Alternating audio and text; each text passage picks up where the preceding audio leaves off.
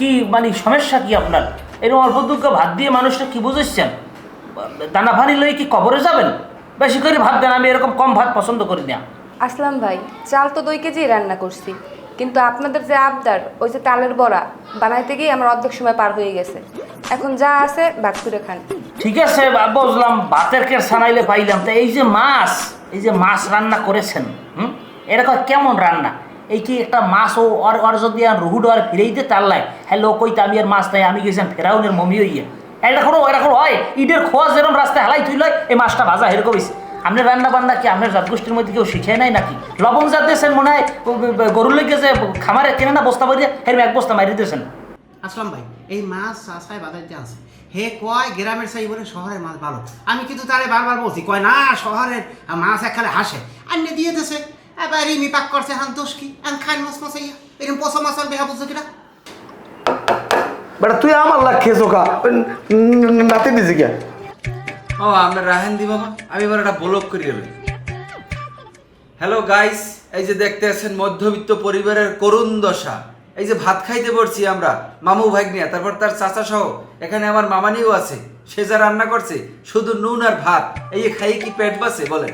মামি আপনি যখন ডাইলটা ঢালিয়ে দিয়েছেন তখন আপনি কান্নার অভিনয় করতে পারতেন না?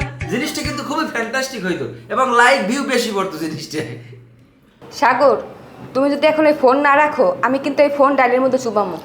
এই মেহমানগো জ্বালায় আমার খাওয়া দাওয়া নেওয়া সব শেষ। আর এখন আইসে ভাতের চাল গুনতে। না বাবা, ছোট লোকের মতো কথাবার্তা কইও না। আরে যাও তোর একটা কথা কই, এই বড়রা যখন খাবারের দোষ ধরে, এটা একটা ন্যায়সঙ্গত ভাবেই ধরে নাকি? হ্যাঁ, খাবার যদি এই ভাত শক্ত খায় এই লিভার রোগীর সমস্যা হয় জানো। আর এই তুই কি চাও যে তোর চাচায় একটা লিভারের রোগী মারা যাক? চাচা আমি লিভারের সমস্যার আগে আমার মাথায় তো শেষ হয়ে যাইতেছে। একজনে চায় ভাত, একজনে খায় পোলাও, আর একজনে চাইতেছে বিউ। আমি কোন দিকে যা যাবো এই তো আমার মাথায় কাম করে না। না না না রেজাউল, এই সমস্ত কথা তুমি আমাকে বুঝেই হবে না। আমি এই সমস্ত খাবার খাবো না, কারণ আমাদের যে কি কয় ইন্স্যুরেন্স কোম্পানিতে আমাদের মূল স্লোগান হয়েছে ভালো কি কয় ভালো খাবার সুস্থ জীবন আর কি।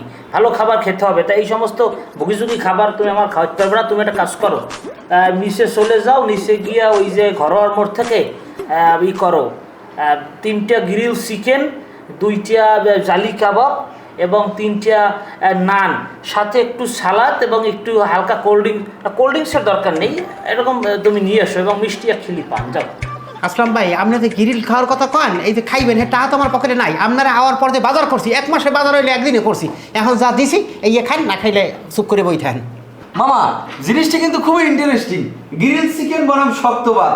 গাইস আপনারা কিন্তু অবশ্যই কমেন্ট করবেন কে জিতে, গ্রিল চিকেন নাকি শক্ত ভাত। মামা আপনি যে একটুকে সিলেই বলছেন না, সেটা কি আবার বলতে পারবেন? শব্দটা একটু কম হয়েছে, গাইসেরা তো সত্যি পাবে না। যাই হোক দর্শক, এখন আমি আমার মামানিকে উদ্দেশ্য করে ডেডিকেট করে একটি গান গাবো। মামি মামি মামি, আপনার ডাইলে লবণ হয়েছে বেশি, আপনি আসলে কম দামি। গাইস সবাই ভালো থাকবেন, ধন্যবাদ।